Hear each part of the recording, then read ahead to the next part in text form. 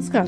पुष्पाच खमंग किचनमध्ये आपले खूप स्वागत. आज आपण बनवणार आहोत नारळी पौर्णिमेच्या सणासाठी खास असा सुगंधी मोकळा आणि खमंग नारळी भात. चला तर मग सुरुवात करूया. यासाठी 1 वाटी बासमती तांदूळ, काजू, बेदाणे, ओलं खोलेलं खोबरं, बारीक चिरलेला गूळ, दालचिनी, लवंगा, वेलदोडे. गॅसवरच्या कढईत तुपावर काजू नंतर बेदाणे तळून एका प्लेटमध्ये काढून घ्यायचे. आता यामध्ये दालचिनी, लवंग, वेलदोडे घालून बासमती तांदूळ घालून चांगले परतून घ्यायचे. दुसऱ्या गॅसवर 2 वाटी पाणी उकळून घ्यायचे. कढईतील तांदळात अर्धी टीस्पून मीठ घालून आता यात उकळलेले पाणी ओतायचे. लिंबू पिळायचा. हे सर्व चांगले मिक्स करून यामध्ये केसर घातलेले दूध ओतायचे.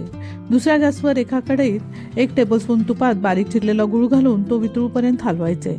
यात ओल्या खोबऱ्याचा खीस घालून गूळ आणि खोबरे चांगले मिक्स करायचे. वेलदोडीची पूड घालायची. आता हे मिश्रण हलवत राहायचे आहे. बासमती तांदळाच्या कढईवरील झाकण काढून बघा, भात कसा छान मोकळा झालेला आहे.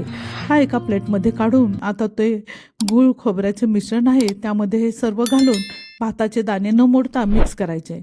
यामध्ये तळलेले काजू आणि बेदाणे घालूया. आता यावर 1 टेबलस्पून तूप घालून पुन्हा सर्व मिक्स करायचे. कढईवर झाकण घालून 5 मिनिटांनंतर झाकण काढून पाहू. नारळी भात पूर्ण तयार आहे. सर्विंग बाउलमध्ये काढून घेऊ. झाली आपली ही रेसिपी तयार. अशा स्वादिष्ट रेसिपीसाठी पुष्पाच खमंग किचनला लाईक, शेअर, सबस्क्राईब नक्की करा. पूर्ण व्हिडिओची लिंक खाली दिली आहे. धन्यवाद.